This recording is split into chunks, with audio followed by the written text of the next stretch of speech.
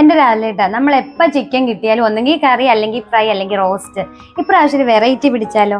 നിങ്ങളും കൂടിക്കോ. ഇന്ന് നമുക്കൊരു ചിക്കൻ പെരട്ട് റെഡിയാക്കിയാലോ? അതിലേക്ക് ആവശ്യമായ ചിക്കൻ കഴുകി വൃത്തിയാക്കി വെക്കുക. കുരുമുളക്, പെരിഞ്ജീരകം എന്നിവ ചൂടാക്കി പൊടിച്ച് വെക്കുക. പിന്നെ ആവശ്യമായത് കൊച്ചുള്ളി, സവാള, തേങ്ങാക്കൊത്ത്, ഇഞ്ചി, വെളുത്തുള്ളി എന്നിവയാണ്. ചിക്കനിലേക്ക് മുളകുപൊടി, മല്ലിപ്പൊടി ചൂടാക്കി ഇടുക. പിന്നെ ആവശ്യമായ ഉപ്പ്, നാരങ്ങാ നീര്, കറിവേപ്പില, തേങ്ങാക്കൊത്ത് എന്നിവ ചേർത്ത് ഇളക്കി റെസ്റ്റ് ചെയ്യാൻ വെക്കുക.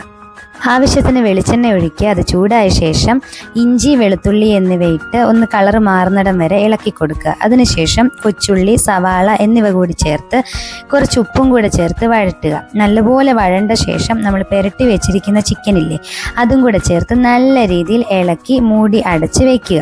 ഇത് ഇളക്കി കൊടുക്കാൻ മറക്കല്ലേ. അപ്പോൾ ചിക്കൻ നല്ല രീതിയിൽ വെന്തതിന് ശേഷം നമ്മുടെ വെള്ളമെല്ലാം പറ്റിയ ശേഷം ആദ്യം പൊടിച്ചു വെച്ചില്ലേ നമ്മൾ കുരുമുളകും പെരിഞ്ജീരകവും, അതും കൂടി ഇട്ട് ലേശം വെളിച്ചെണ്ണയും കൂടി ഇട്ട് ഇളക്കി പുരട്ടി എടുക്കുക. ചിക്കൻ പെരട്ട് റെഡി.